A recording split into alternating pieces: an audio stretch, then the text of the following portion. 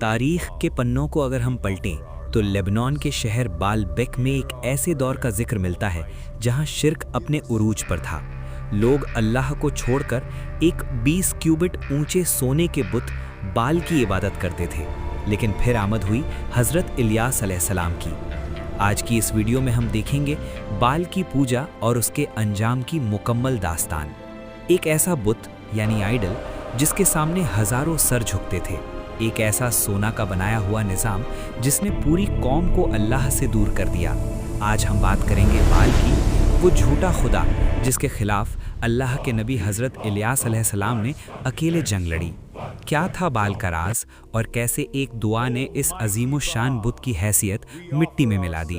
چلیے جانتے ہیں۔ بال کون تھا؟ بال ایک بڑا بت تھا جو پرانے زمانے میں کینانائٹس اور فونیشینز پوجتے تھے۔ اسلامک ٹریڈیشنز کے مطابق یہ بت سونے کا بنا ہوا تھا جس کی اونچائی لگ بھگ 20 کیوبٹ یعنی 30-40 فیٹ تھی اور اس کے 4 چہرے تھے۔ لوگ اسے بارش اور فصل یعنی فرٹیلیٹی اور رین کا دیوتا مانتے تھے۔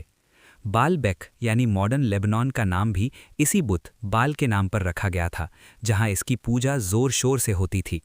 حضرت الیاس علیہ السلام کی دعوت۔ اللہ نے حضرت الیاس علیہ السلام کو اسرائیل کی اس قوم کی طرف بھیجا جو اللہ کو چھوڑ کر بال کی پوجا کرنے لگی تھی۔ قرآن یعنی سورہ الصفات 37:125 میں ذکر ہے کہ انہوں نے اپنی قوم سے کہا کہ کیا تم بال کو پکارتے ہو اور بہترین خالق اللہ کو چھوڑ دیتے ہو؟ قوم نے ان کی بات نہیں مانی اور انہیں جھٹلایا۔ جب حضرت الیاس علیہ السلام نے بال کے پجاریوں کو چیلنج کیا، انہوں نے کہا کہ اگر بال سچا ہے تو وہ آگ بھیجے، لیکن بال کے 450 پجاری دن بھر چلاتے رہے اور کچھ نہیں ہوا۔ جب حضرت الیاس علیہ السلام نے اللہ سے دعا کی تو آسمان سے آگ اتری اور ان کی قربانی کو قبول کیا، جس سے ثابت ہو گیا کہ صرف اللہ ہی سچا معبود ہے۔ کوئین جیزبل اور انجام۔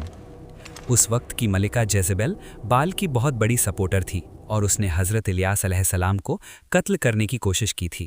آخر میں اللہ کا عذاب آیا اور جو لوگ بت پرستی پر اڑے رہے انہیں تباہ کر دیا گیا۔ اسلامک ہسٹری کے مطابق حضرت الیاس علیہ السلام کو اللہ نے زندہ اٹھا لیا یا انہیں موت سے پہلے ہی آسمان پر لے گئے۔ بال کا کنیکشن ہبل سے۔ بعض اسکالرز کے مطابق مکہ میں جو ہبل بت تھا وہ اصل میں بال کا ہی ایک روپ تھا جو باہر سے لایا گیا تھا۔ اسلام نے ہر طرح کی بت پرستی کو ختم کر کے توحید یعنی وننس آف گاڈ کا پیغام دیا۔